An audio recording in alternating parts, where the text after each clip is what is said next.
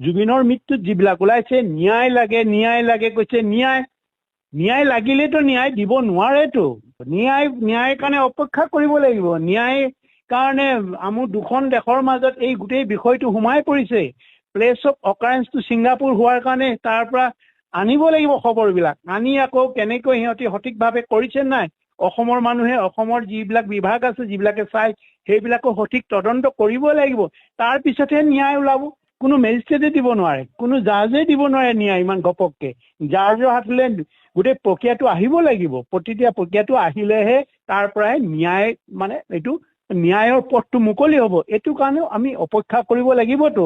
আৰু মই ভাবোঁ, মই গোটেই হেৰিকেই কৈছোঁ যে আজি নতুন প্ৰজন্মক কৈছোঁ যে মানুহে আৱেগক ধুমুহাৰ লগত খেলা কৰা, সাগৰৰ ঢৌৰ লগত খেলা কৰা বা এইবিলাক কথা গানত হয়, সাহিত্যত সোমোৱাব পাৰে, কিন্তু প্ৰেক্টিকেলি সাগৰৰ ঢৌৰ লগত কোনো খেলিব নোৱাৰে। কোনোবাই গানত যদি প্ৰকাশ কৰিলে ধুমুহাৰ লগত মই এনেকুৱা হ'ম বা সাগৰৰ ঢৌৰ লগত মই এনে খেলা কৰিম, মুখত হ'ব পাৰে, আৱেগিকভাৱে গান গাব পাৰে, কিন্তু প্ৰেক্টিকেলি যে কিমান ভয়ংকৰ এই কথাবোৰ আমাৰ নতুন প্ৰজন্মই জনাটো প্ৰয়োজন আছে। গৰিমাক মই মানে এই মুহূৰ্তত মই নকলেও নহ'ব। গৰিমাৰ নিজৰ অৰ্ধাংগ, নিজৰ হাজবেণ্ড কি অৱস্থা আছিল, কেনেকৈ আছিল এইটো জানিব লাগেতো।